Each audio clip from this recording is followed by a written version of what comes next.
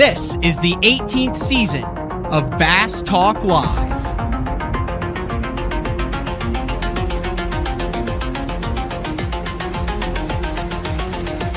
With your host, Matt Pangrath. BTL is brought to you by Lawrence, Bass Cat Boats, AFCO, Strike King Lures, Sunline, Big Bite Baits, Spro, X-Zone Lures, Gamakatsu, The Bass Tank, Denali Rods, and Pro Guide Batteries. PTL, coming at you! Good morning and welcome to another exciting edition of BTL Bass Talk Live. It is the final week of live shows in the studio in Moore, Oklahoma before moving up and over to Shawnee, the studio. I've been working on the studio in the house, which is a interesting undertaking, but looking forward to it. Things are coming along nicely. Today, good show today. We have James Niggemeyer. Dude's been doing this at the top level for over 15 years now, and he's headed back to the EQs, the Bassmaster Open Elite Qualifier. So we're going to have James on. We're going to touch on that and talk a little bit about it, but I think there's some really cool, unique backstories and some stuff that James has been through with his career, how he got into his career, how he ended up where he is. Also want to kind of pick his brain. You know, man, we haven't had a tie in a minute in professional bass fishing at any of the levels. And one of the things that always sticks out to me is that 2009 Open on Toledo Bend. James Niggemeyer went up against, I think it was a local dude. It was a local dude from Hemp Hill there, if memory serves me correct. And then they had like a day canceled, and then they had a 3.5-hour fish off. And James came away with the trophy. So I kind of want to see if he's willing to reminisce on that and what a fish off is. I think I wish we had more ties, more on the water, whether it's first fish or an hour or 3.5 hours or a full day. It'd be interesting to see. I like ties. But man, there's actually, considering that the team championship was the last major tournament of the year. Colin Smith, congratulations, 28-1 over 2 days. Lake Hartwell local. That dude was happy. Like, go to Bassmaster.com and look at those pictures. That dude is happy. Spent a lot of time. I think he's with a club right there in Anderson. 28-1, 14 pounds a day. Deep timber, slow fishing for spotted bass, but he is the final qualifier in the 2023 Bassmaster Classic in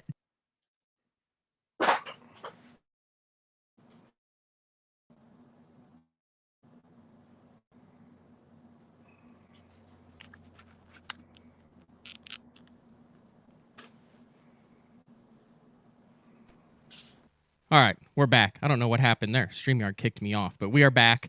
And there's James right there. We're going to get to James in just, well, yeah, we'll just bring James in right now. Sorry, that was kind of an abrupt intro. I don't know what happened there. That the screen went away, then you went full screen, then I came back. First time ever. Made it through almost the whole year without it and almost any glitches like that. But what's up, James? Hey, how you doing, Matt? I'm good. Thank you for jumping on BTL. I know it's been kind of a fast and furious to get things set up this morning, but we're good to go. You're at your home in Texas. That's right. And when it comes to technology, there's generally something that happens with me. A buddy of mine said there's an actual thing where some people just don't jive with tech. So that's probably me. Yeah. Well, congratulations. You're live. You're on BTL now. I just, you talk about technology. It's interesting. I do a little, like a side podcast with Mercer every Monday, and we drop it. We argue about a topic, and today's topic that just dropped over on his YouTube channel is that in these technology wars where we're seeing, obviously the forward-facing sonar is all the rage, but we both took the side that the mapping technology has created more changes in professional bass fishing and in bass fishing as a whole than the forward-facing sonar and the advancement of the chips and the topographical, and then just being able, like, GPS, knowing where you are, where you're running, that type of thing. Like, that's been way more impactful than forward-facing sonar. What's your thoughts on that, since you're talking about being a technology guy? But I mean, think about it. Think about triangulation with nothing beforehand, like just getting on a lake you've never been to with no mapping and just having forward-facing sonar, or getting on a lake with the latest and greatest C-Maps, Lakemaster, Navionics chip, and no forward-facing sonar? What are your thoughts on that? Which one would you take if you had to fish a season with either no mapping or no forward-facing sonar? And no forward-facing, because the mapping is huge. I can't remember the first time that it was kind of like the light went off and it just was brand new to me. Believe this or not, 2006 on my home lake, Lake Fork, fishing the PAA. I guess what did they call the bass? What was it? The PAA tournament series. It was a classic or what? Anyways, the Toyota Bass Classic. That's what. The TTBC, the Toyota Texas Bass Classic. The very first one on Lake Fork. I was paired with Frank Ippoliti, Chris Daves, and Terry Scroggins. And Terry trying to show me a spot, and he just pulled up his graph, and he was just like, it was like boom, he had the whole lake. I was like, where did you get that? I mean, it just blew me away. And I thought, I gotta have that. Like, that's because you mean to a lake you've never been to before. I mean, just to be able to see everything, know how to run, where the creek channels are, just having it all at a glance. Because I can remember running around with just having my paper map folded to the section of the lake that I was on, and either behind the windshield or in my hand, and being, navigating that way. And I did that for forever before, mapping. I would say mapping is, you got to have it. Did you learn Lake Fork without mapping then? You learned that with a paper map, how to navigate and run Lake Fork. So how would you figure out where the trails were and stuff? Would you have to go out with an old timer, or was it all idling, or how? I mean, because you didn't have breadcrumbs or trails or anything. Yeah, I actually learned from some friends, but also Mark Pack took me out, and I was able to run like that. But basically, if I got off the boat lanes, I just idled. And I think that's the best policy anyways. But there's a couple of shortcuts. And these chips that they have now, of course, you can run it like you've been fishing it your whole life. But yeah, I just had to learn it and stay on the boat lanes. Yeah, I couldn't imagine that. I said, it's just funny you brought up the technology, and I said that just dropped. But I mean, it's insane what you can do now between the C-Maps, the Navionics, the Lakemasters, with color shading, with depth relief, with the water level on it, 1 foot increments. You can go out on lakes that don't have maps. You can make your own maps. And I think, I'm of the generation when I started fishing seriously, like that already existed. Like I had it. Now it wasn't as obviously in depth as it is, and I don't have it completely dialed in like a Josh Douglas type guy or something as far as like all the updates where it's absolutely insane what you can do now with it. I think that's that's got to be the biggest advancement. I mean, it takes so much of the not learning curve, but it takes so much of you can get on a lake and not feel like A, you're going to kill yourself, or B, you have no idea where you need to start, right? Oh, for sure. And the thing about it is, you have, when I first started fishing the tour, which was the Elite Series in 2007, there was just there was a group of guys that just ran wherever they wanted to run, and if they didn't see it, they didn't think it was there. And then there was the rest of us that were just kind of idling around, and it was just a huge advantage to be able to just run wherever you wanted to run, save time, and be able to cover way more water. So to have mapping is I wouldn't have put that in the mix up against forward facing, but that's probably because it's been so long since I thought about even the idea of not having, but mapping is huge. Back in the day before that, were there a handful of guys that just tore stuff up everywhere? I don't remember a whole lot of guys hitting stuff, but they would have to, though. Like you send Biffle off on a wild goose chase on Seminole, Rayburn, Toledo, any of those places. And if he subscribes to if you don't see it, it's not their standard. I mean, there's got to be tons of lower units in the 80s and early 90s of those guys.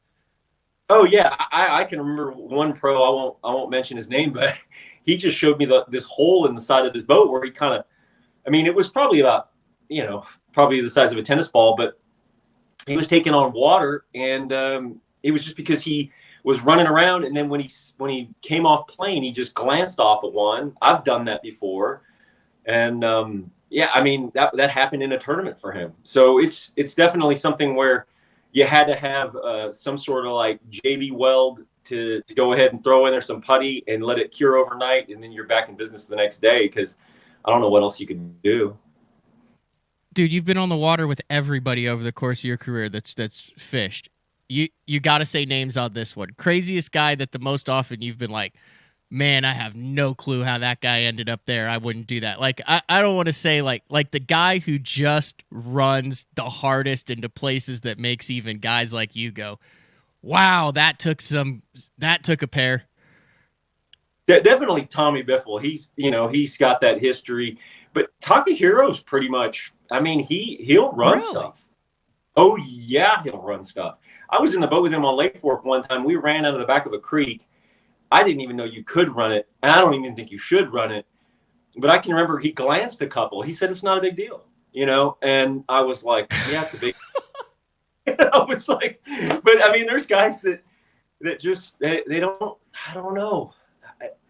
They just their mindset is such that, on the task at hand, that I don't know that they're really considering what could really go wrong. And then now I've got that the leash on my outboard, which I think if you run in any sketchy areas or places that have got timber in it, and even if you don't, the leash is an awesome thing to have, just because you don't want that outboard jumping up, in the back in the boat with you, and hurting you or your partner. So basically, all that is like an unbreakable rope that goes behind the motor. So if you hit something, and I've actually had this happen back in college on the Arkansas River. Basically, the motor, and I wasn't running it, my partner was, but we hit a wing dam, and all of a sudden the motor's like on, still connected, and it's on the back deck. That's what the leash prevents, right? I mean, it keeps it from swinging back up. That's it. I mean, you got something that's potentially over 500 pounds with a spinning prop. I mean, the idea of that, really hurting people, obviously, and even killing people is there. So it's a great thing to have in the boat, I think, especially if you're going to run anything that's really questionable, I think. I think it's people don't understand how precise and how talented a lot of the top level, not a lot, all of the top level guys are when it comes to driving. Because you have a lot of people that depend on it as far as co-anglers and cameramen and stuff, and you see these runs, whether it's a Great Lakes run, whether it's a fork or a Sam Rayburn, Toledo Bed, Sabine, any of those runs. Like, I don't think a lot of people understand how in tune you have to be with your vessel to make that go right 99.9% of the time. Yeah, absolutely. It's I mean, you think of even like Seminole, it reminds me of like Toledo Bend. And I think some of these river places that we go to on the opens, they're really sketchy. I mean, you really, if you just get off, or even like up there at La Crosse, the wing dams, and just running aground on sandbars, but just, yeah, getting an idea of, and there's definitely some guys that are way better skilled at it than others. They know how they can run stuff, what they can run, what they can't. And it's funny, I feel like the guys that are really in tune, obviously they definitely don't have as many hiccups, for sure. So Bobby Lane was standing around one time, and he goes, well, that's why they make more than one lower unit. And I was like, well, that's, I guess, one way to look at it. But you're also dealing with the 0.001 percenters, right? I mean, they're moving product, they're representing companies and brands. Like the average guy, like, I mean, I do it in the opens. I'm like, I idle so much, and at first I was like, well, I don't, if I'm with a co or something, or people are around, I'm like, well, I don't want them to know that I don't know where I'm going. And then I finally got to the point where I was like, I'd rather burn half an hour idling and have a vessel that's completely intact, especially over the last 3 years, as hard as it's been to get props and lower units and that stuff. And B, you look like even a bigger idiot if you just smoke into an area where everybody around you going, that guy doesn't know where the heck he's going.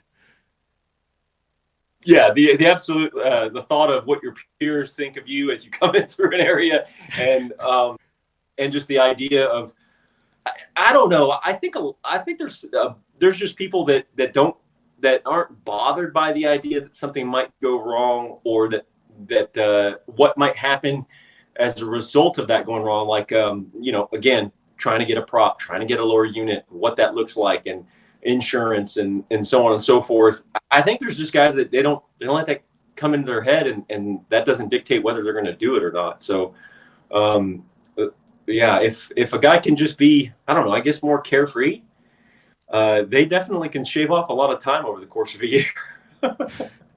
Great opening segment. Was not planning on going down that path, but yeah, that's good stuff to talk about. Oh yeah, absolutely. Even the James River. I mean, big laydowns and sand flats and different places like.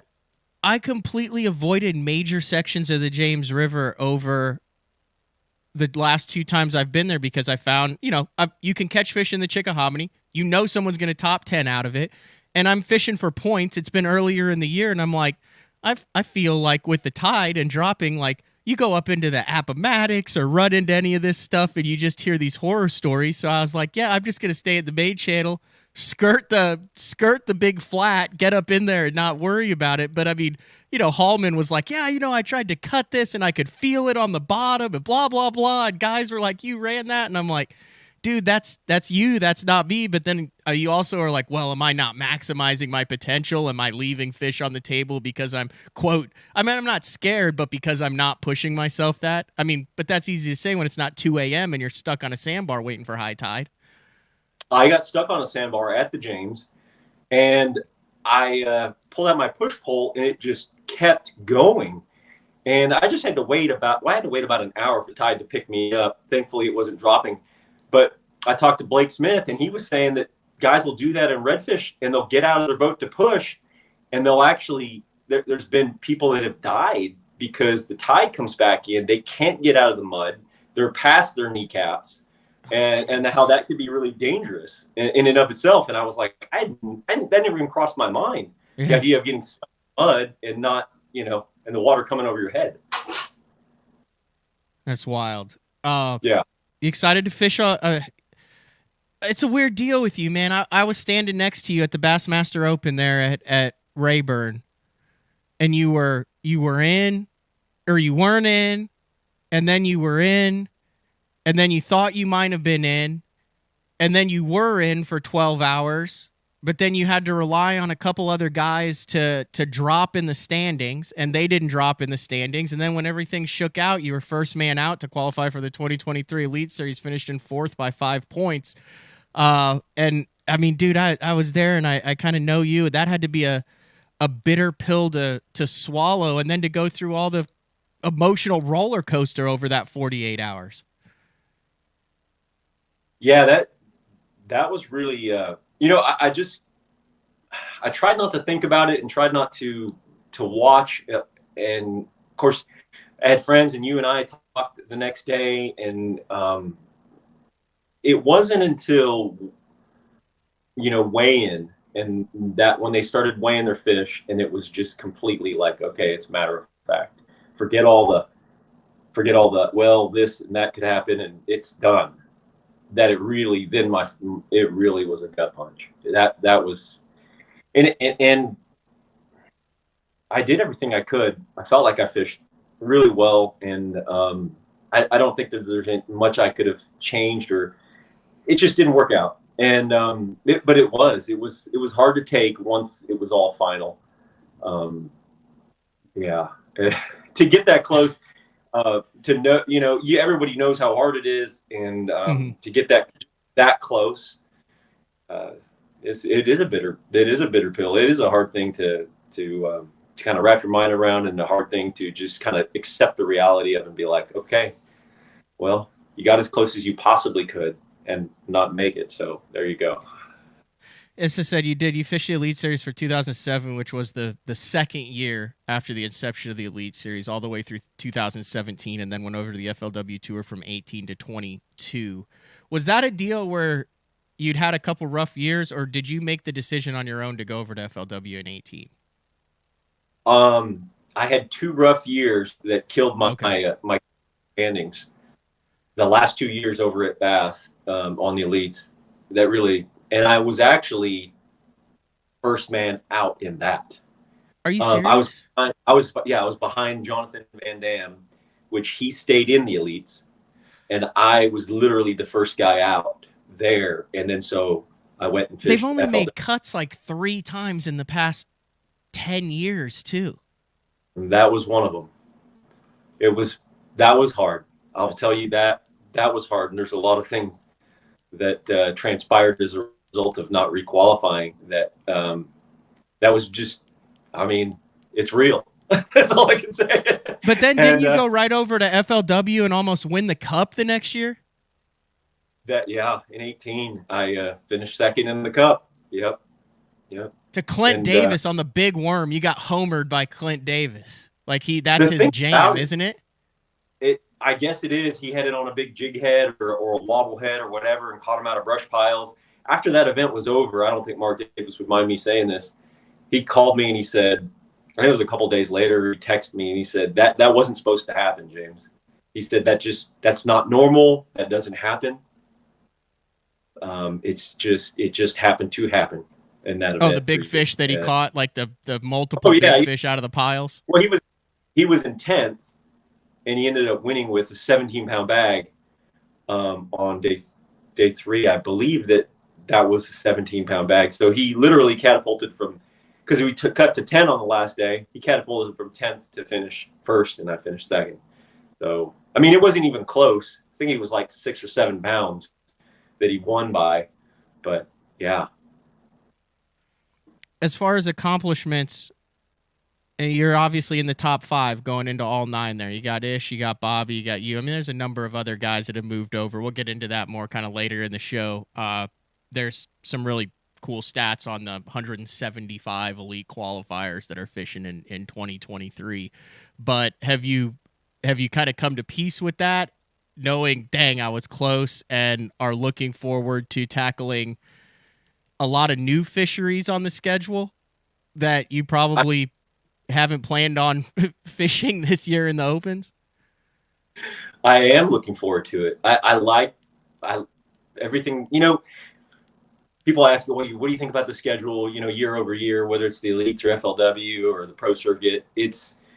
I just really try not to look at the schedule, because some of the places that you think you're going to really have a great event, you're chomping at the bit to go fish, you don't have the best event. And then other places you're like, well, I'm kind of looking to hope to dodge that one. And you do well. So I try not to really look at the schedule, though the schedule looks good. But this year on the pro circuit, the schedule looked great, and I did not have a good year on the pro circuit. So I try not to look at the schedule, but I am excited about it. I like fishing the Opens.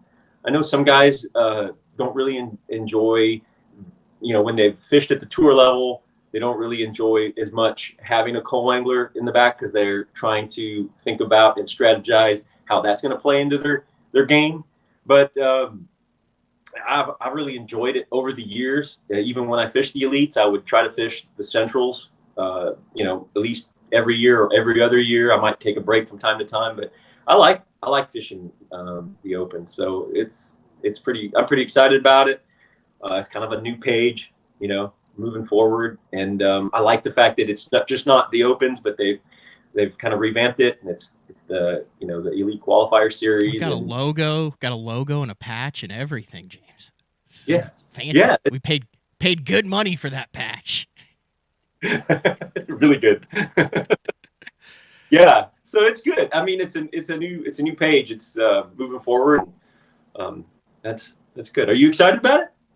Yeah. Well, here's the difference, dude. I haven't made my living fishing for the past 15 years. I haven't been at the top level. I don't have 2 kids and a family and depend on tournament earnings and sponsor dollars to do it. So, I mean, I'm kind of chasing it.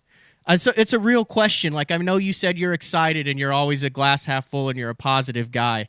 But from that standpoint, how does that work logistically for you? Because, I mean, you're fishing for $50,000. I know it's a less entry fee, but it's still $35,000-$40,000 to fish that. You've got the $50,000 for the win, but the checks aren't $10,000 now. You have a really good sponsor portfolio that you have kept. I feel like you've kept a lot of your same sponsors for over a decade and work really well with them. Your name's synonymous with them. So aside from, I'm excited for the new fisheries, has that been an interesting puzzle to piece together to make it work logistically?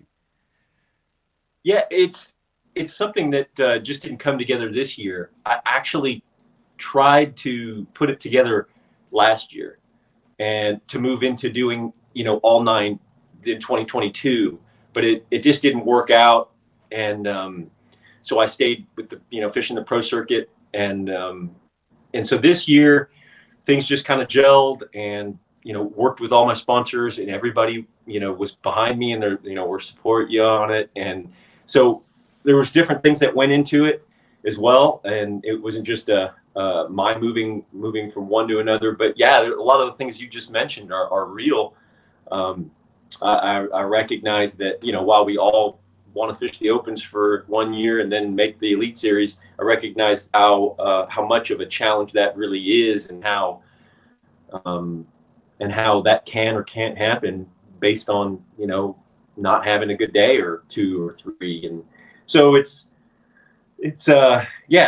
are some of the real concerns, obviously, that you're talking about, wife and kiddos and making a living at this, and trying to continue to move that over to the Elite Series is going to be, the number one objective moving forward. But of course, that's what everybody's objective is, out of 107 guys that are in this. So yeah.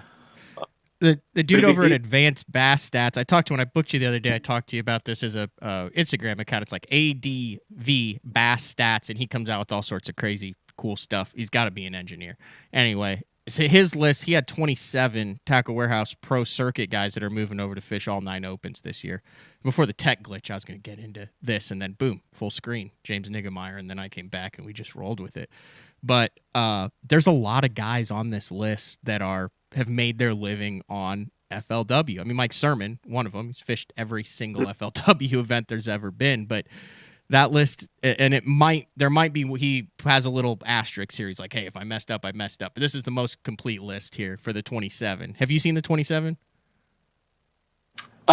Well, yes, I did. Well, actually, after you told me about that Instagram page, I went over there. I looked at it last night, and I looked at it again this morning. He's got some really good, interesting information there, some great content on there. And, before you showed me that or drew my attention to it, I really hadn't looked at it all. I'm doing some projects here at the house and waiting for my new Ranger to come.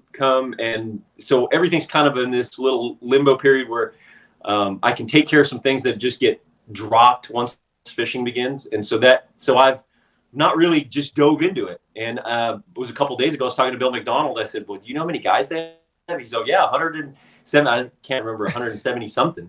And I was like, really? How do you know? So I've been a little bit disconnected with it, but yeah, coming back around, and things are moving forward pretty quick. Be 2023 here real quick. So, but yeah, his information's great. Did look at some of the names on there, and yeah, there's guys that have been fishing veterans for a long time. Bill McDonald. This is the list: Bill McDonald, Blake Smith, Bobby Lane, who obviously is coming over from the BPT as well. Brad Knight, Cup winner. Brandon McMillan. It could be Brandon McMillan in Florida too. Brandon McMillan. That's kind of a cool nickname, McMillan. Yeah, it is. I wonder, has he won $1 million in Florida? Between everything? Hold on. I got to look him up. That's a good question. I've just kind of got to know Brandon the last couple years.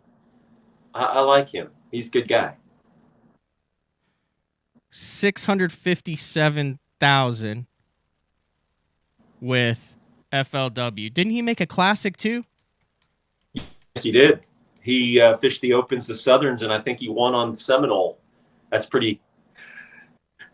That I can just access that. That's 650. He's close. Awesome. He's got like almost 100,000 with bass. So 657. So 7. He can't be Brandon McMillan. But no, you add what he's won in Florida. Then outside of it, I promise you, he's won $1 million fishing. Oh yeah, yeah. You did know that off the top of your head because that win was a long time ago. I remember it. That was in 2015. I remember that event just because he caught him flipping grass, and I'd rather do that than eat. So, I just remember watching some of that or reading it or something like that. So Brandon McMillan, Casey Scanlon. I don't want to mess with Casey Scanlon on a regular basis. He's proven to be pretty dominating. And then, hey, let's just have one in his out of his back door. He just walk down and hop in the boat on Lake of the Ozarks and just show everybody how it's done. And Casey's the guy that I feel like in a lot of times he's very he's got like laser focus. I mean, he's serious about it. Yeah. Yeah. Chad Grigsby, Chad Warren, Clark Ream, Daryl Davis, Evan Barnes, Greg Bohannon, Jason Abram, Jason Leiblong, Jason Menninger, Jimmy Washam, John Canada, Josh Bragg, Kurt Mitchell, Kyle Gillies. Gillies? Gelles? I haven't had him on before. I think it's Giles? Gellis? Gellis? That's what it is. Yeah. Mike Sermon, Miles Berghoff, Shane Lineberger, Takayuki Kiyoki,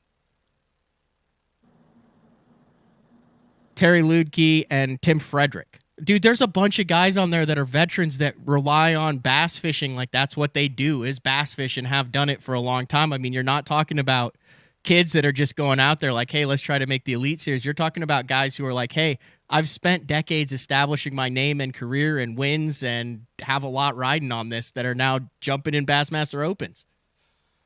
Yeah. Yeah, it's I mean, guys that have won at the tour level and have won championships at the tour level. There's 2 of them there, if not 3. Some hammers. Yeah, that's good stuff. Yeah. All right, also, while we're on it, just to wrap it up, I think right now there were 11 NPFL guys that are coming over to the Opens, and then obviously Bobby Lane, Ish Monroe, and then Jason Lambert announced it, and then Kenta is now the Iron Man of bass fishing. He's fishing the Elite Series and all 9 Opens this year. So very interesting list there with the 175. Wow. You good to take a break? And when we come back, I want to get into some old school stories. I believe it was you. I don't think we've told this story on how you ended up in Texas because it involves Dean Rojas, right? It does. Yeah. Have you told that story on BTL? I don't remember. I've told that story a lot. I don't think you have. I may have. I know. Yeah. I know he and Jeffries are good buddies, and I may have told that story, but I don't know. We can retell it if we want. Okay. I mean, because I'd like to retell it. Yeah. Because you were like, I don't think anyone ever includes you in the list of West Coasters to make the move. Like you're Texas's James Niggemeyer. I've been grandfathered into Texas. Yeah, no one knows. I feel like in the list, they talk about the list of guys who moves. You see those lists. Are you ever included in that list? Never. No. Like, and you should be. I don't know that I'm ever included in a West Coast list. And I don't know why that is. Yeah. That's what we're going to get into.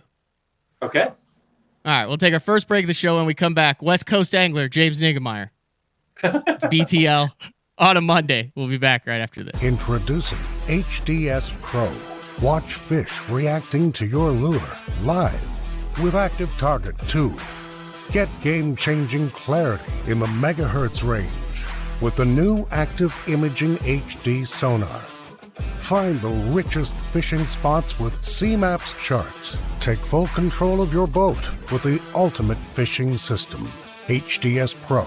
The more you see, the more you catch. The new Puma STS has been redesigned from the ground up. With the angler, design, function, and performance in mind, nothing on this new offering was compromised, and the only thing carried over from the previous version is the name. Based on the Soft Touch series hull that started with the flagship Jaguar, this new model is nimble and performs incredibly well at all speeds with either a 250 or 300 horsepower engine. Featuring a new 96-inch wide-body footprint, this hull measures out at 20 foot 7 inches in length. Industry-leading design coupled with tournament-winning performance. The Puma STS from Basscat. Feel the rush.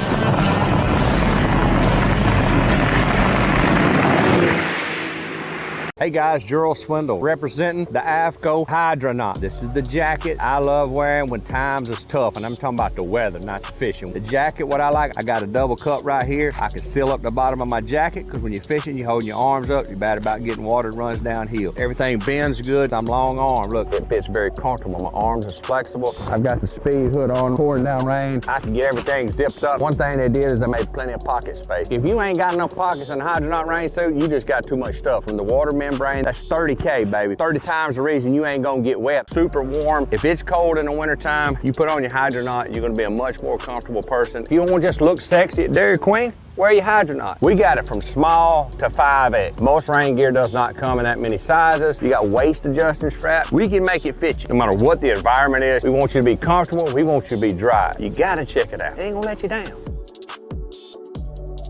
The KVD 100 jerkbait.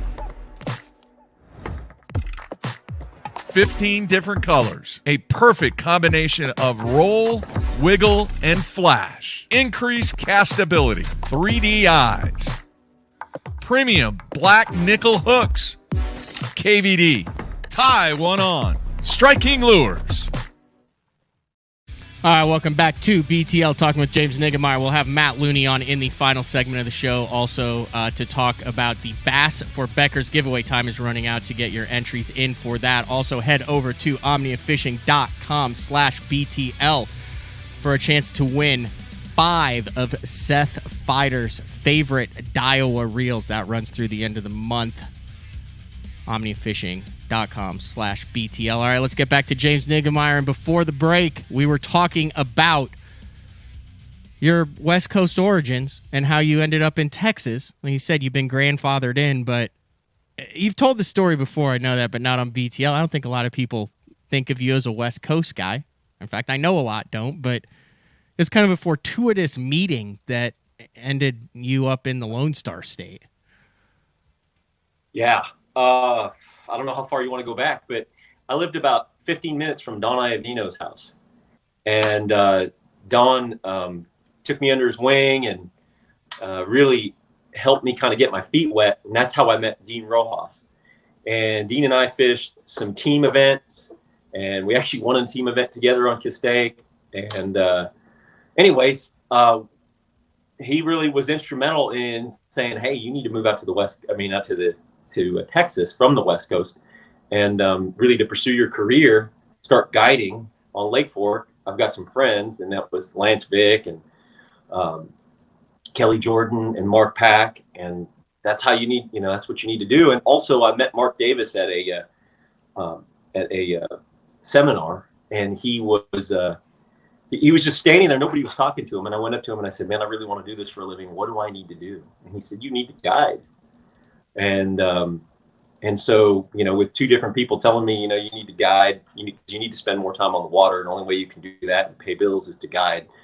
And trying to guide out West, I did a little bit of it, but it was just so inconsistent. I don't know if I just didn't hustle it enough to try to build that business, but moving out to Texas, moving out to fish on Lake Fork and guide there was a much smoother, and I shouldn't say, was more of a, it wasn't that smooth, but it was something where I could see it more conceivably in my head, making it that way, and then being closer to all the action and fishing the opens. Back then was the invitationals, and I believe it was still boat on boat draw.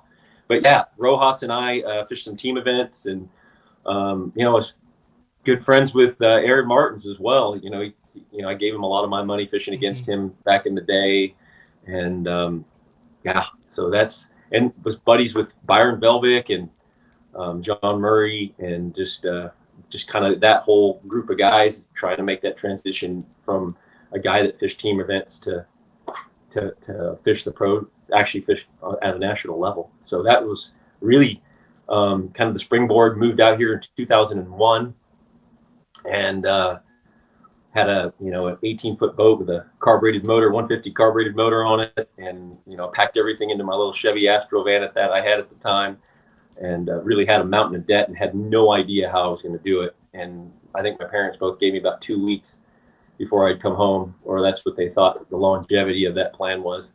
Left a long-term relationship with somebody that I just kind of left everything. just dropped it all and drove out here, and with really no plan. I didn't even have a place to stay. Stayed on Kelly Jordan's couch, or no, Lance Vick's couch or floor the first night, Kelly Jordan's couch the second night, and yeah, it was a rough go. I lived in a barn for a while, and I lived in a warehouse and on people's couches and so on and so forth.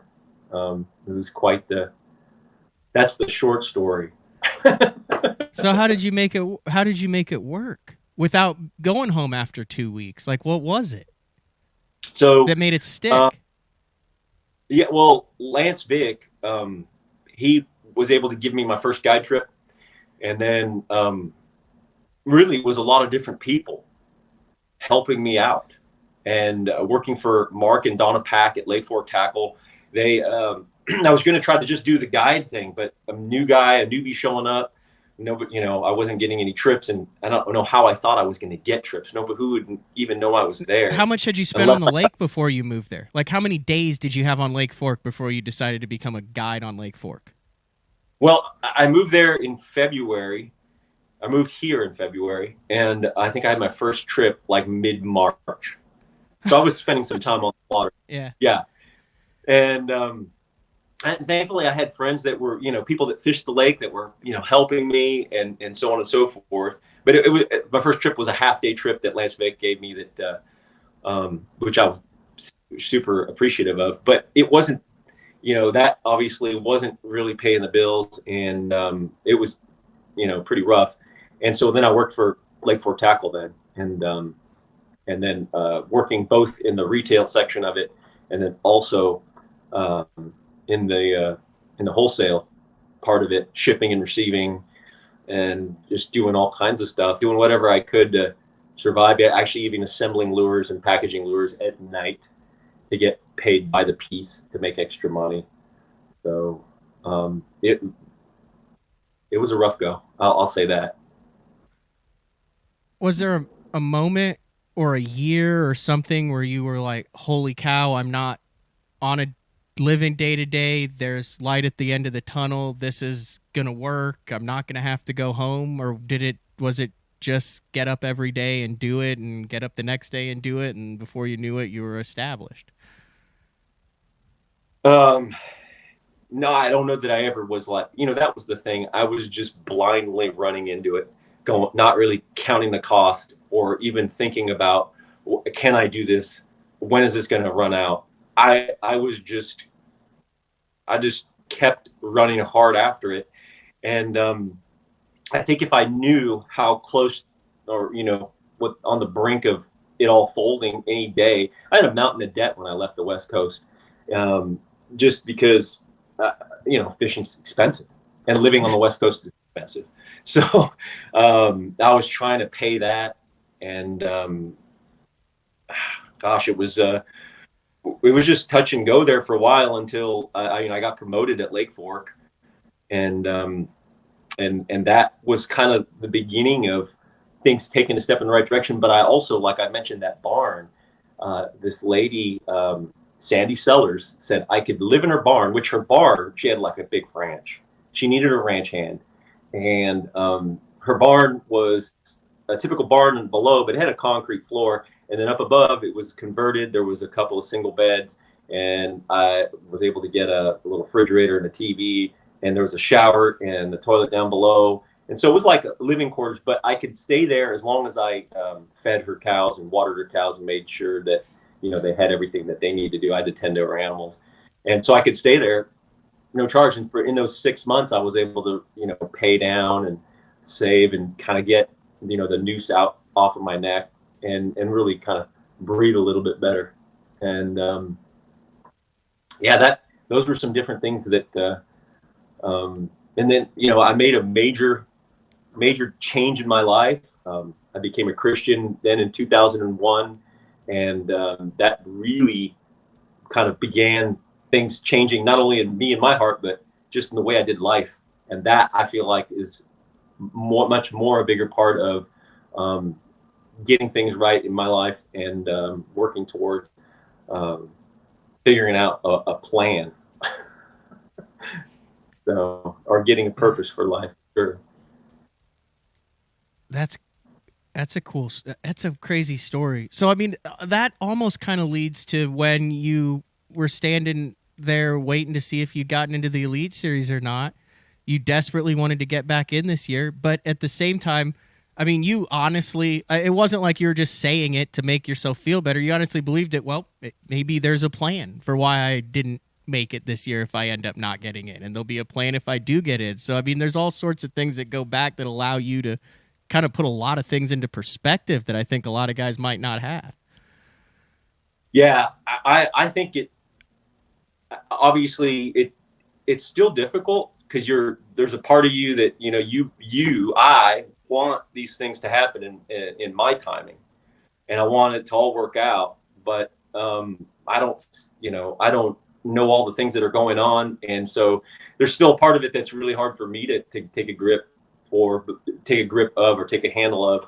But the reality is that I know that there's things are going to be fine. I have that peace about it. So I don't have to, I mean, don't get me wrong, I stress about some stuff, but that's just, again, me trying to figure it all out. And I don't know that I need to. I just need to. Yeah. All right. So you moved in, you said 2001, right? Right. Yep. 2001. Okay. So this is what I find interesting. I want you to go through this, if you don't mind. I mean, I'm not like prying no. stuff you didn't want to talk about. That's good. But you weren't good for the first 3 years, James. Like, you didn't cash checks, you didn't make any money. You were, and I'm assuming you didn't have paying sponsors at that point. If you were talking about where you were living and where you were working, maybe Lake Fork at the max. But I mean, from 2001, you start out your first tournament, you zero the Oklahoma Central Open on Fort Gibson. And then, are you aware of that event at all? What? Do you have any history on it at all? Was that the one that was like a total disaster where no one caught anything at all, and it was during the fish virus? That was it. The largemouth bass virus. The Lake Fork had gotten hit, and then Fort Gibson, a lot of Oklahoma fisheries, and then that same year, even look at the Ozarks was, I believe, on that schedule. I'm not making excuses for myself. No. I remember guys in Oklahoma will talk about they were fishing in tournaments for that 2-year period, and they'd be like out on a point throwing a jig, and 3-pounders would be spiraling up off of the bottom dead. Yeah, there was a lot of fish that were seen along shorelines, and just it was a bad deal. And Lake of the Ozarks was also a super rough one. But those two events, yeah, I mean, definitely no, I did not do well at all. And yeah, it was like I said, the beginning of moving out here was anything but easy. I mean, I questioned everything, it was one of those things that I wasn't patient about it at all. So, like, you were stressing about it for these years. Like, is this the right thing? I mean, oh yeah, no, I was more frustrated. Like, it just didn't, just kind of being naive about it. Yeah, I moved out here from California, and I'm supposed to be catching them right out of the gates, right? Yeah, like that's going to happen. What happened to pay your dues? Some people actually have to do that, and so definitely that was something that I was just frustrated with, the fact that things weren't working out, and really just having a tough go. And that, I feel like all that's really as a result of my life just being completely upside down. And yeah, and so it just showed in every area.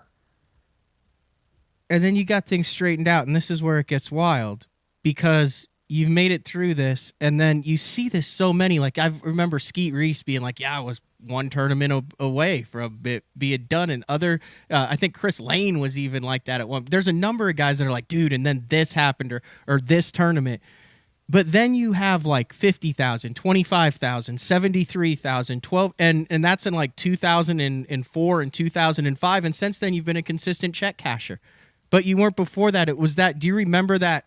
I would assume then, whatever the Bassmaster Series Regional 3, the $50,000 out of Louisiana. Yeah, I do remember that. Had to Absolutely. be massive.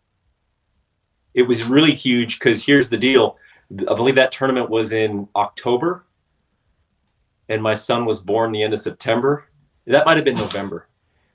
And I literally like, well, before that, I won the BFL regional on Ouachita like a month earlier. I can remember calling a friend going, I'm here driving to Lake Ouachita to fish a BFL regional. And I've got like just no money in the bank. I don't know what I'm going to do, how this is going to work out. And we're getting ready to go into the fall and winter, and there's no guide trips. And just in winning that event, and then that momentum, I win that the next event over on the Red River. Just blown away at God's provision in that. Blown away. Yeah. Oh, dude, that was $60,000. Yeah. So you went 100. Oh my gosh, you went like 5 years and like, hey, and then you went 60,000, 50,000, and then you made the Elite Series. Yeah. And that was 15. No, that was 22 years ago now. Yeah, it's a long time. Well, yeah. Yeah, you moved in 2000. 2001. In January, it'll be 22 years ago. Yeah. That's a good story, James. Well, and then it only got better, if you can believe it, because the next year they changed the Opens to a Northern and Southern tour, and that was only 2 divisions, but there were 5 events, and in the Southern, in both the Northern and the Southern, the guy that won the points got their Elite Series entry fees paid for the year. That was $55,000 because there was 11 events that in those first few formative years of the Elite Series, and I won the points in the Southerns, and that's how I began my career on the Elite Series.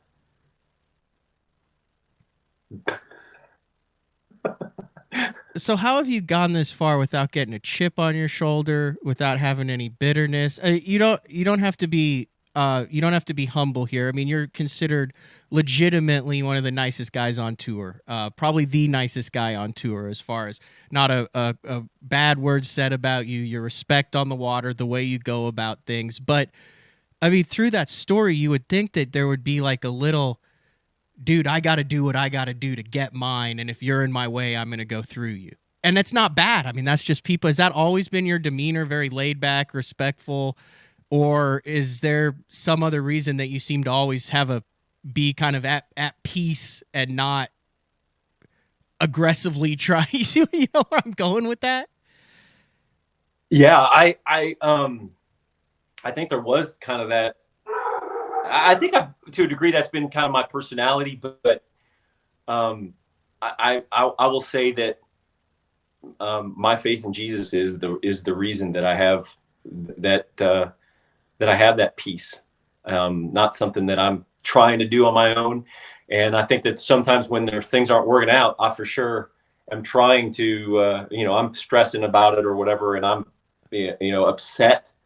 And but at the end of the day, if there's anything good in me about how I handle it, it's definitely I give that glory to God, because I'm like anybody else. You know what I mean? I might come across looking pretty good, but I think we all kind of have hard times handling some things, some setbacks, and some challenges. And I mean, like perfect example, 2017, not requalifying for the Elite Series, and some of the things that happened as a result of that. To go into almost winning the Forest Wood Cup was just it was such a huge. I felt like it was like the Lord saying, "Hey, I got you," And there's times when you feel like, man, I don't know what I'm going to do, and so just to have that peace is huge. You come off of that year and you do 6 figures the first year going over the FLW tour, just in earnings. Yeah. Yeah, and that is something that if you look at my career, it is a roller coaster, and I don't know how. I would love to flatten a lot of that, and obviously keep the highs, but not have such low years, because I definitely have some years that are some doozies, and you don't even know. And I think about this in this game that we play, and I've seen it with, you know, legendary status anglers, and they come back and they bounce back so hard. So I know that I'm not alone in that area, but it's just one of those things where you're like, how can I fix that? And it seems like for me, the harder I try to fix it, the worse it gets. And so I just kind of have to surrender it and just be like, okay, I'm going to have to take the lumps, and I'm going to take the good years too. And and just be at peace with it, and be, you know, thankful that I get to do this. I still am. I mean, I love what I do, and I still, I'm so thankful that I get to do this. I really do. I mean, it's awesome. I love it. I really do. That's really good stuff. Why are you not? Every angler you name from the West Coast that helped you and that came over took a lot of West Coast stuff with them, and even to this day are known as finesse fishing guys, swim bait guys, weird West Coast stuff guys. You did not seem to bring any of that stuff with you. You're like a very versatile power fisherman. Where did all the West Coast tactics and big swim baits and drop shots and all that go, James? So when I left, the swim bait thing was just catching on. And at that point, I'd caught 1 6-pounder on a, you know, like a 10-inch swim bait, or not even that. It was probably like a 6-inch swim bait, but that was giant to me. But there weren't really any big swim baits being made. Guys were taking, you know, saltwater, you know, boot tail swim baits, and they were putting them on and getting them in rainbow trout colored patterns. Anyways, I kind of left that behind because it was this whole, well, there's trout on the West Coast. There's not anywhere else. I'll leave that behind. And when I moved out here, you know, like Mark Pack and Kelly Jordan were like, dude, I know you're from the West Coast. Talk to me about this drop shot thing. And I'm like, well, I do the drop shot, but it's not something that I want to do. I've always just loved, you know, I kind of, during that time when I really was following the sport of bass fishing, I was following Danny Brower, and just the way that he would catch them on a jig everywhere. And that appealed to me. Just kind of the way I'm wired, I guess. And so just the whole power fishing thing, and then Van Dam with the spinner bait, and guys with the square bills, and you know, Clun with the square bill, the balsa square bills, and just different things like that. I love the idea of mixing it up in the mud and being close to your fish and kind of tricking them up. And so that always appealed to me, but I still, you know, would fish out deep and fish finesse and fish light line, and those things didn't bother me at all. And that's how I really cut my teeth in Southern California, was split shot rig. And Aaron Martin's showing me the drop shot rig the very first time, and just those types of things I always had, but they just weren't as appealing to me. And when I try to apply them on tour, the fishing offshore, and it would be even more inconsistent in my finishes and in my results. So I began to kind of part ways with it, though I still do it. I still throw a drop shot and a wacky rig and those types of things. So that's not really, and I even throw a big swim bait from time to time. So I've tried to, you know, add those things back in and not just be so one-sided, but, you know, be more versatile for sure. And which isn't really that hard because I have so much history with those types of things. Yeah. I mean, plus you move out and you're dealing with Pat and KJ and Lance Vick. They're not exactly, they're not exactly like graceful fishermen. They're Lake Fork Power whack and stack guys. Absolutely. And so, you know, coming over here and then just kind of picking up, you know, a lot of picking their brains and learning a lot from those guys and the other guys that I met out here, that definitely influenced me and kind of fed that, you know, that desire to want to fit that style. Last thing I want to get into, and I'll let you go. I greatly appreciate your time this morning, James, and we'll get to Matt Looney about the Bass for Beckers giveaway. Is what is it like, dude? There's very few people there's like 10 people ever who've experienced that. What is it like launching your boat, knowing you're fishing against one guy, and you've got 4 hours for the trophy and the title in the fish off in the opens? I mean, there's never been a fish off in the Elite Series. There's, I think, was it Bertrand and Browning had one in Texas. They had in the A-Rig Derby that was real tough on Louisville. But other than, right. there's What is it? What take me back to 2009 when you're like, hey, dude, like all the marbles are on the table here. I go out and I catch him. I win the sucker. Yeah. And there's one other guy, and it's 3.5 So hours, and it's on a lake that you know.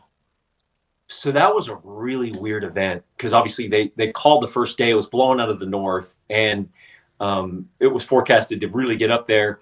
So it turned out to be a 2-day event. And on the second day, obviously I tied.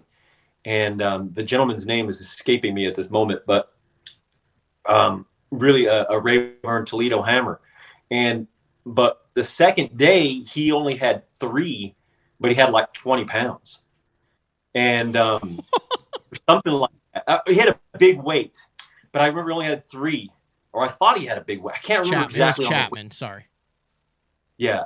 Oh, that's right. Yeah. And so we Chris Bose took us aside and said, hey, we're going to have to do a fish off. He's like, I don't think I've ever done one of these. This is great. And he's like, I know, James, that you've got to get to to Lake Amistad. And but can you stay for the fish off? I said, absolutely, I'll stay for the fish off. And so he said, we're only going to make it. I think it was was it 3.5 hours? 3.5 hours, according to the article, and it was against Gerald Pringle of Hemphill. Yes, yeah. I just say you never want to mess with anybody that has Hemphill as their hometown on Rayburn or Toledo Bend. Like, you're in for a dogfight. I don't care what their first and last names are. Yeah, they know how to catch a bass. I want to say that he said that he was running way up north, and so I was like, gosh, that's really going to cut into his fishing time. And I was fishing south, and I was fishing for spawners. And so I literally caught the first 5 spawners. I didn't really care what size they were. I'm like, I just got to have fish. I'm not going to run around here, try to catch a big one. I'm just going to go into the pocket that I finished the second day of the event on. I'm going to go back there and just continue to fish my way back. And hopefully if I can put 5 in, that's all that anyone can ask, of me. And I literally caught the first 5 that I came up. Well, not the first 5. There was other ones that I saw, but I caught 5, and it was literally like, I was like, man, I just caught my 5th one. I got to go. And I ran back in, and I don't think I had much weight, but I don't think he had a limit. And that was the deciding factor. And yeah, it was the kind of my first taste of, fishing against the clock, and really that whole thing that seems to be what we do today in a different format. But that was definitely stressful. It felt like he was fishing with, just my throat was bunched up. I can remember my stomach just had the whole time. Oh yeah, butterflies the whole time. But at the same time, I'm just like, James, all you can do is just try to get 5. Just try to, regardless of size, just catch 5. And I don't think I had a lot of weight, but and I didn't know what it was going to take. And I was just like, just go out. And again, that was just on my agenda for the day, is just catch 5. And if you catch 5, if it doesn't work out, it doesn't work out. Just do the best you can, and hopefully you'll run across a big one or 2. So was that a points deal to make the Classic, like top 1 and 2, and the points made it? It wasn't a win and you're in for the Classic that year, was it? It was not that year. Yeah, I want to say, yeah, it was not. I believe I think I made the Classic through the Open that year. Yeah, you had to. Yeah, that's how you made it. You won the first one, and then you finished 9th in the second one on Rayburn and 10th in the third one. Yeah. That was if I'm not mistaken, I qualified for the Elite Series, Classic on the Elite Series that same year. And that was an awesome year, obviously. Awesome. Good stuff. What are you running? What's your wrap going to be for the Opens this year? Anything new on board? Anything exciting to look out for over the next 9 events from Alabama to Florida? I like starting in Alabama and ending in Florida instead of starting in Florida and ending in Alabama. I like that twist. That is, yeah. My wife was like, well, when you go to Florida, when we have that ice storm, you can just stay down there. She was just kind of counting on it. Yeah, it seems to be the typical road, but yeah, that twist is nice. I haven't, believe it or not, haven't finalized the wrap yet, but I'm believing that it's going to be, Bass Pro Shops on my wrap again, and I don't know who else might be on there. I don't know how else that's going to figure out. We're still trying to work some of those details out, and definitely some big announcements moving forward, but won't say anything about that just right yet. I'll kind of keep everyone. Oh, okay. Well, when you're ready to announce that, I feel free to call BTL up, and you're welcome to jump on and announce those on the show. Absolutely, that'd be great. I appreciate the invite on that. Yeah. So yeah, I like the schedule. It'll be fun. It'll be good. It'll be good to see you out there. And it looks like a lot of the guys friends that I have from the pro circuit will be there. So it'll be good. It'll be fun. I'll close with this. My enduring memory of you is smoking a possum with a shovel while yelling, I'm sorry, after it had been eating your chickens when I came out and filmed some stuff way back in the day. Yeah, it was just so brutal. But he had been consistent. I mean, we live out here in the country. So, we have some predators come try to get our chickens, and we got to try to keep that you got to keep the wraps on that. Otherwise, my wife, she's like, hey, my organic garden and my chickens, as long as we can have that, everything's good. And so, I try to kill off the predators and keep them at bay, whether it's snakes or possums or raccoons, what have you. But yeah, that was that was a nice. I would say the craziest part was you thought you had it, and it kept playing possum. So it just eventually just kept getting up and walking away. It was the craziest thing ever. It was so crazy too. And then I scooped up on the shovel thinking he's dead, and he's like, no, I'm not. And I couldn't believe it. Just jumps off again. Yeah, kill that thing. Crazy. I forgot about that. We had an amazing fishing time on Fort too. That was awesome. Yeah, I think I mentioned Chris and Bobby Lade this show too. Like, my other memory of them is after one of the tournaments, they were out enjoying a few cold pops at the hotel with pool skimmers trying to catch a raccoon that had gotten into the pool enclosure, and they got the thing in the pool skimmers, and it just went ham. It went nuts. I vividly remember that. That was Bobby and Chris? Yeah, they were both out there. I think one of them had like a top 5, had a really good finish, and they were kind of celebrating a little bit. And then Chris, hey, look, raccoon, let's catch him.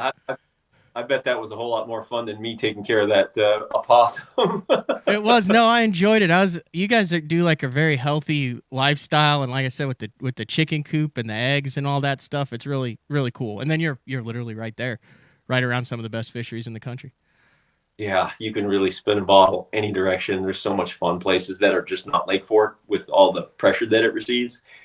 I'm not trying to give it a bad rap, but it just gets so much pressure. It's unbelievable. And so, yeah, you can go in any direction, and there's amazing fishing here. Last question. Still guiding? Still available? You doing anything this winter as far as that's concerned, or did that kind of take a back seat over the last couple of years? I'm doing some. I don't do as much. Probably do like 20 or 30 trips a year in between boats, and I can't, but in off season I'll try to do a few, and then during the season I'll try to do a few, just trying to schedule that out right where it's not interfering with other things. But yeah, I still do a handful of them.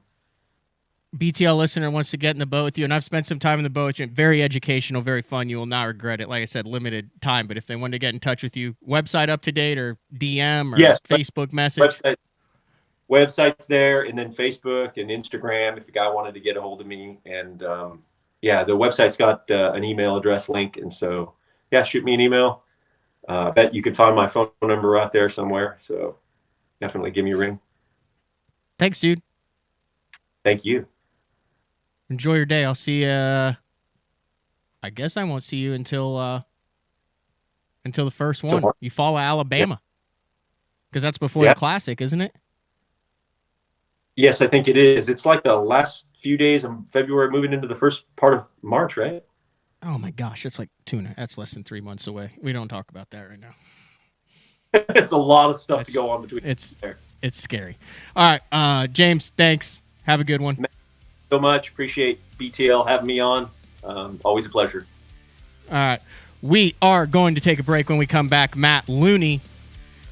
We'll chat with him. There's been some breaking news over the last couple days about the National Professional Fishing League, the NPFL. We're increasing payouts, doubling payouts, $100,000 payouts, decreasing entry fees by $800, $5,200 entry fee. Top 40 make the championship now. And it will be very interesting to see how this evolves, because it was announced late. It was announced after deposits were due for Toyotas. It was announced after deposits were due for invitationals and Bassmaster Opens. And they're drawing from that same pool of anglers that are in that realm of the high entry fee national tour big payouts. So we'll talk with Matt Looney. I'm going to spring that question on him because he's coming on to talk about Bass for Beckers and the boat giveaway that ends at the end of this month. We've had him on a little bit before to talk about it, but what a great cause that is. It is BTL on a Monday. We will be back right after this. Elite Series Pro Daryl Gleason here. My Pro Guide batteries keep me going on those long tournament days and long practice days. Always plenty of juice, never fail. The best part about Pro Guide batteries, it's the people behind the company. They have over 40 years experience in the battery business, keeping all of us fishermen out on the water longer, catching more fish. Check them out at ProGuideBatteries.com. What's up, Bass Talk Live fans? Brandon Polnick here.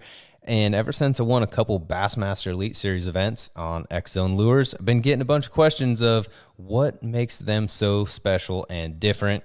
And really, the truth is, it's in the details. The little details, things like no cheap fillers in their plastic. That gives you more lifelike action, more realistic and vibrant colors. But don't just take my word for it. Go to www.xzonelures.com and check them out for yourself. Get the best patterns backed by tournament data. Start by finding the best 10% of your lake. Know exactly what to look for and what to throw.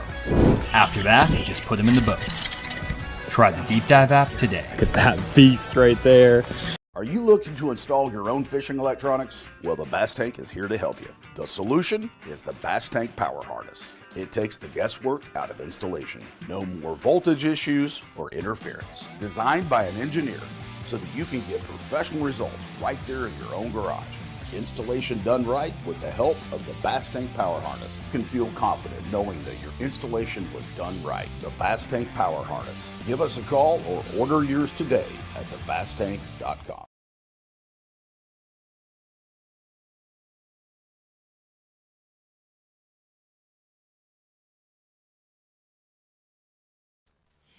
All right, welcome back to BTL, Bass Talk Live, and we are now going to bring in Mr. Matt Looney of Pro Guide Batteries, and you've pretty much fished everything division-wise outside of the like BPT and Pro Circuit and Elite Series. Yeah, absolutely. It's been kind of crazy. All right, let's start things off. I wanted to get you on and talk about the Bass for Beckers giveaway. This is something that you've done for a long time. We've had you on the show before, and I keep always saying, dude, like, you can call and like utilize BTL for this. This is like a really good giveaway. We're like got a platform. So then I saw it and I was like, man, you need to come on and talk about it, because this is the last. It's winding down the days to sign up to win. What is it? Is the one you run last year or the one you're running this year? Yeah, so it's the boat I ran last year during the season. My 2022 Skeeter FXR 20 stays fully rigged, all the electronics, all the beat down mounts, everything on it. And it's a cool cause. So we raffle it off for $25 per ticket throughout the year. And then the last day for the drawing is 2 p.m. Central Time on the 31st. And then we will draw on New Year's Day. We'll go live on Facebook and different things to really announce it. But it gives us a cool opportunity to raise money for kids with muscular dystrophy. We started out, my nephew was diagnosed in 2017, and we were having to sell T-shirts to basically raise money. And it was like, man, there's got to be a better way than selling T-shirts. And so partnered with Skeeter and Yamaha, and they came along and really, really helped us out to where we were able to do this. And this is the third boat this year.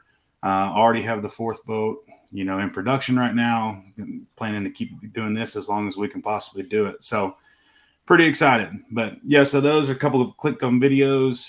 You can see as they receive their boats, the first two guys, some monthly prize winners, things like that.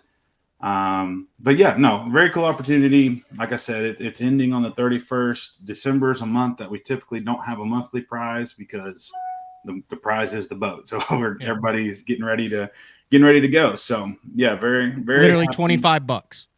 $25, you get a chance to win.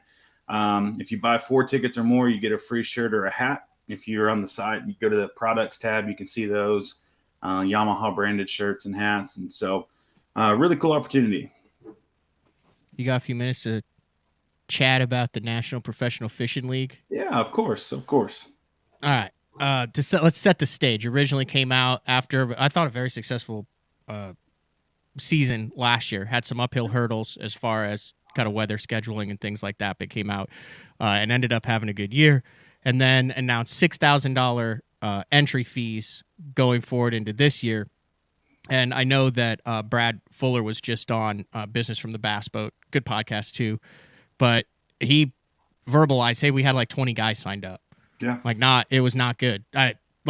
League folding type stuff. And this was very recently. And I had a feeling something was kind of up because all of a sudden they announced $100,000 last week for each event, dropped the entry fee from $6,000 down to $5,300. But there were also like registration links accompanying that information, which is never a good sign when you're 2-3 months from the season started and they're like, hey, look, sign up for this. Yeah, especially when you've got waiting lists for Opens, Toyotas are full, they're able to fill all the other fields. So you fished it a number of years.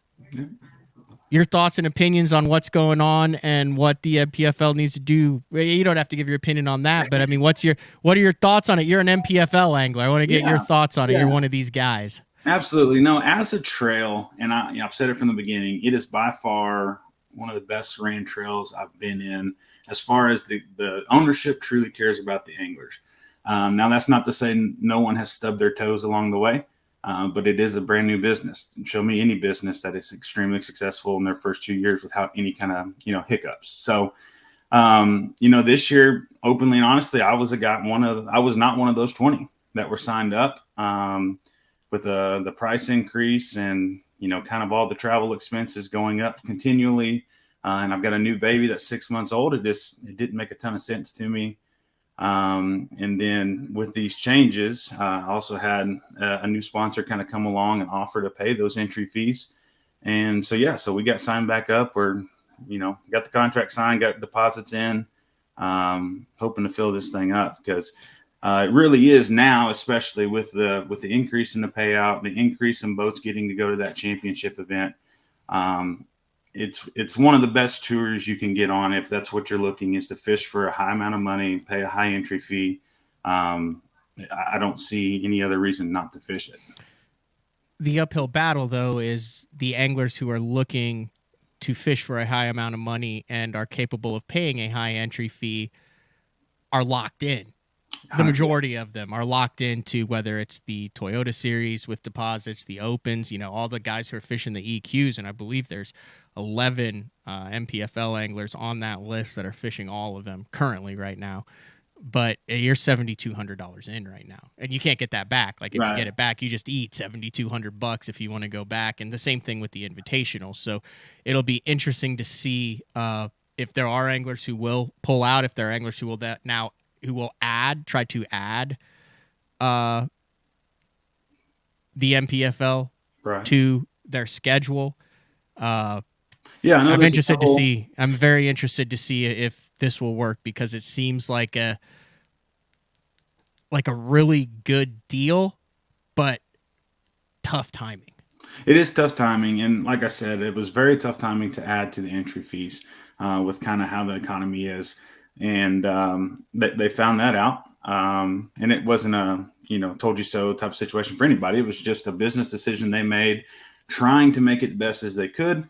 Initially, they were going to pay down to like 60 places next year. And what they were able to do is shorten that up to around 40 places and be able to pay that larger first place prize. And I know that there's some anglers on the Elite Series and some anglers fishing the Invitationals that are able to do both. And that was part of, needing the sponsor to help with entries is I had my deposits in, so personally I had deposits paid and I had to basically eat those deposits in order to fish this. But thankfully I was able to do so. And now there's in a pickle because now everybody who's on board with that, it has to go, or else now with everything filled up, there's going to be a whole group of guys who don't have anywhere to fish. So that is the incentive for the current NPFL anglers to really try to get the word out and make sure. I wonder, like, you're not like representing the NPFL or anything. Right, you're just an angler who fishes the NPFL. And in all fair disclosure, Pro Guide sponsored the NPFL last and year. We will be tour. next year as well. Yep. And will be next year as well. So you do have some connection there. Mm-hmm. But as an angler is kind of how I'm talking to you about this now. But yeah, that's really going to put guys in a pickle. And it didn't sound, based on the I haven't listened to the entire Business from the Bass Pros podcast, but the portion of it, it didn't sound like it was 1,100%. Yeah, we're going to get the 120. It sounded more like hey, this is our best effort to do it, and we're going to do everything we can, literally, instead of just fold up shop. Right.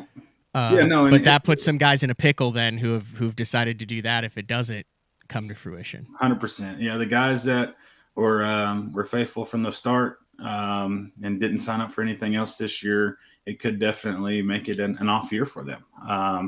But I really think, based on the numbers of contracts I hear going out and different things, now we all know saying something and actually doing something are two different things. So, I mean, even when we only had 20 guys signed up, there was still hundreds of contracts out there. We just got to get them signed, got to get deposits paid.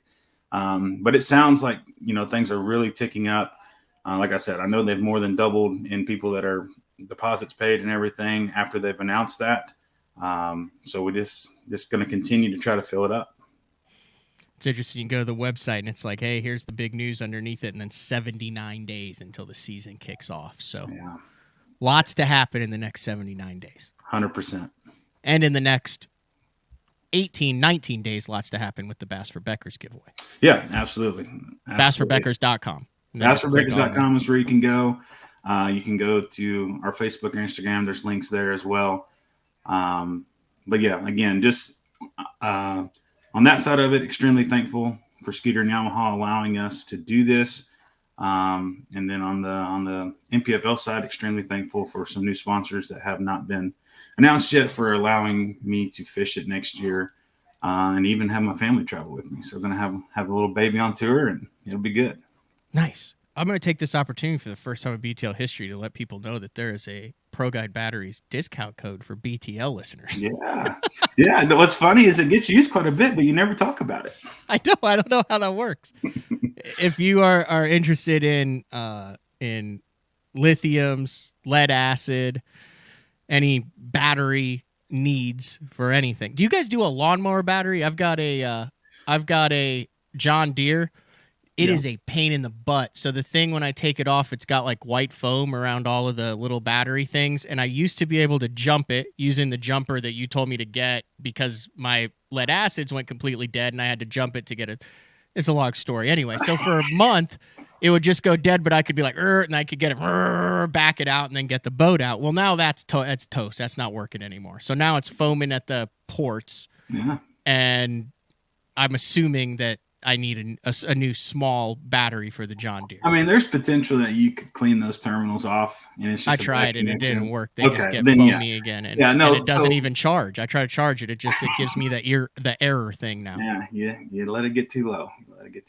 But no, so as a company, as Pro Guide, we're all marine. Battery Outfitters is the overall company, and we've got everything from watch batteries to your key fobs to trucks to commercial floor scrubbers, train battery, like literally anything you need a battery. So I can take a picture of it, and you could tell me which one I need to order. 100%, and we do have a location in Oklahoma City as well. So, that would be very handy. So I could just roll in there and yeah. Absolutely. Or I could order it online using the code BTL and earn an additional 10%. Yeah, so the only thing you can't order online is lawnmower batteries. You can't ship lead acid. Okay. You can't use it on batteries. No. So AGM and lithiums, it works fantastic. That code works. If you can go to a Battery Outfitter store, you can use that code and get 10% off lead acid. What I just tell I can walk in and say, hey, I have a discount code BTL, and they look it up on the computer. Yep, they've got a system I didn't know that has either. all the codes on it. Yep. I'm assuming that's a lead acid battery in there. Yes. Can I do a lithium? Can I do a lawnmower lithium? We actually do have them, yeah. That would be worth more than the lawnmower though, because I got it for like $1,200 at a Oh, they're not sale. that bad. They're not that bad. So we have a power sports line. We'd use one of those. And then I'd be good for like a year or two. You can actually, those power sports lithiums, you can turn them off too. So say when it gets cold, you can just hold the button down and it goes off and then stays charged until you need it again. That's good stuff. All kinds of cool stuff. Yeah. Batteries, right. You get on batteries. Well, back on board with the MPFL in 2023. Bass for Beckers, I just want to have you jump on. I did you get a chance to listen? I saw you down there doing some work, but James' story is super cool. Oh, yeah. Awesome, dude. I've ran into James a few times. Every time been super great, super personable. And it's really, I hope he goes and kills it this year. I think you want to talk about a dude who is awkwardly aware of every nuance rule in the book. Yeah. And is James. Like, let's say, for instance, Grand Lake is on the schedule and it's off limits. And he calls me and he's like, "Hey, Matt, what's going on?" And I said, "Oh, good. Just got done crappie fishing on Grand." His next thing would be like, "I can't speak to you. I have a tournament on Grand. Click." Yeah, hang up. Yep. Exactly. That's exactly. just how he is. And everyone just respects the heck out of that guy. So 100%. No, he's by far one of the most respected anglers, probably still fishing right now. Ticket number 8251 and 8252 has just been purchased. Yeah, I'll make sure and draw those. No, I'm just kidding. So just because I do get asked this, it is a third-party generated ticket drawing system. We do everything live with the camera on the computer screen. So there is no kind of buddy deals. Or it's live, so you can see the. Yeah, you get to see who wins, and you get to see that I don't just pick a buddy. Yeah, and then I make you can contact. tell because the first guy won, and I had to drive to Lake Pleasant in Arizona to deliver it. So. There's worse places. It could have been like Fargo or something. Yeah, that's true. I love Fargo. I've been to Fargo. I enjoy Fargo.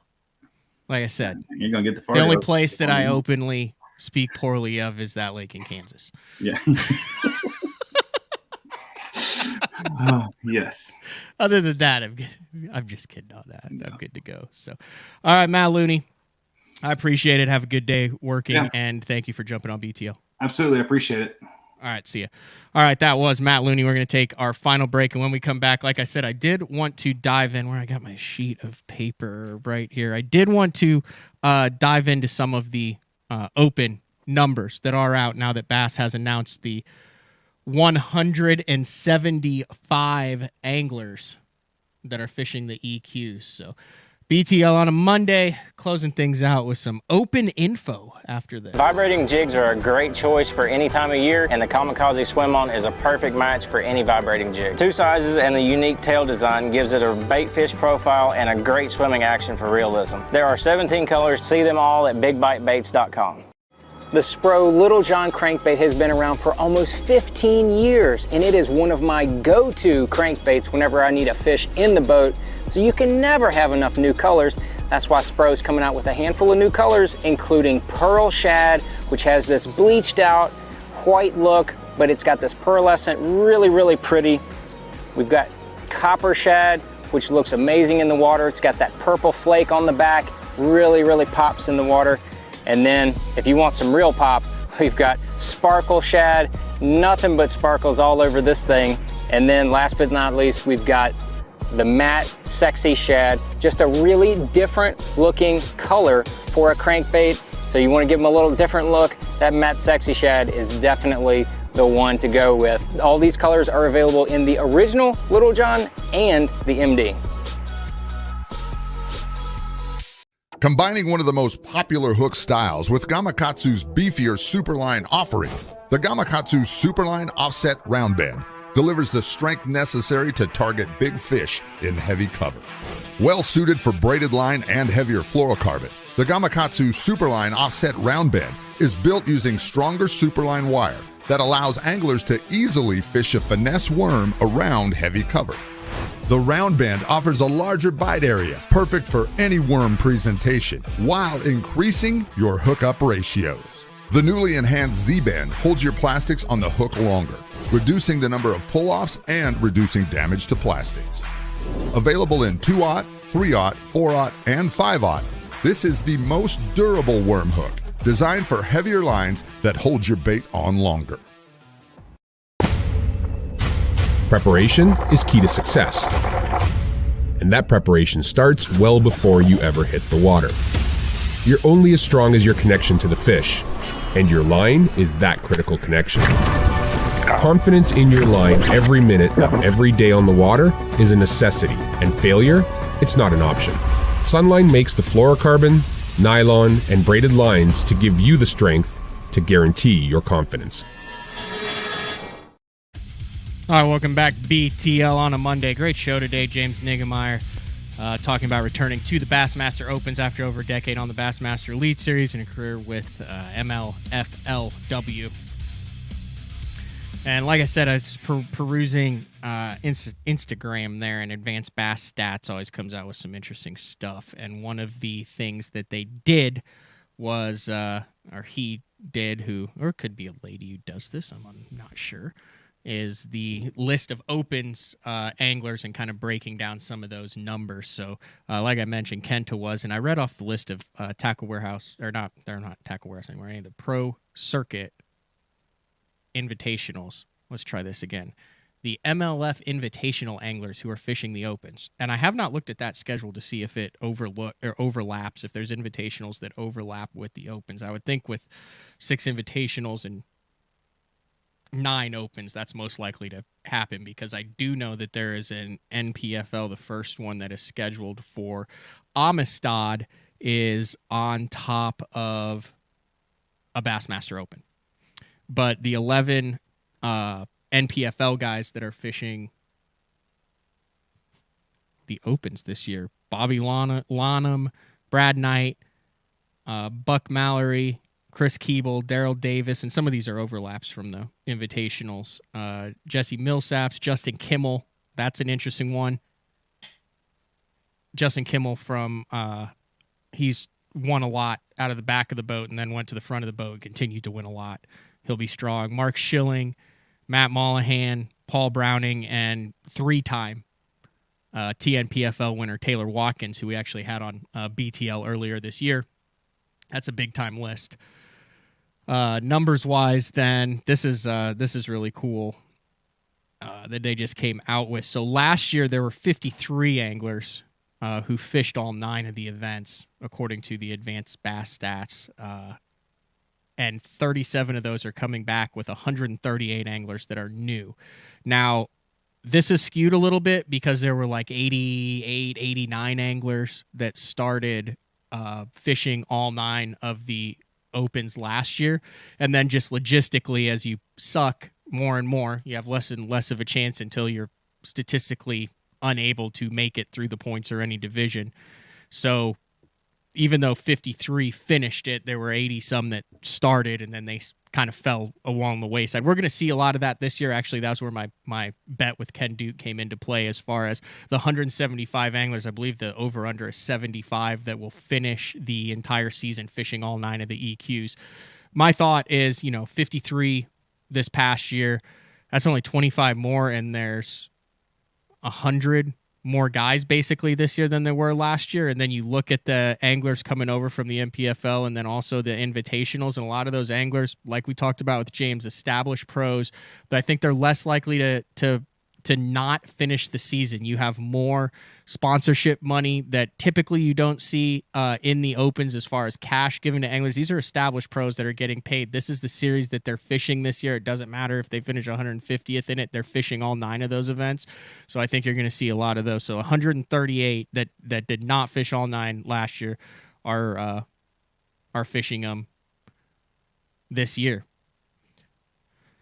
Those are some of the numbers. So like I said, it'll be interesting to see. You can go down, and like I said, there's some cool stuff here. I've done these numbers before. The magic number appears to be, based on the last 2 years, appears to be between 11.5 and 12. I think if you can catch 12 pounds a day.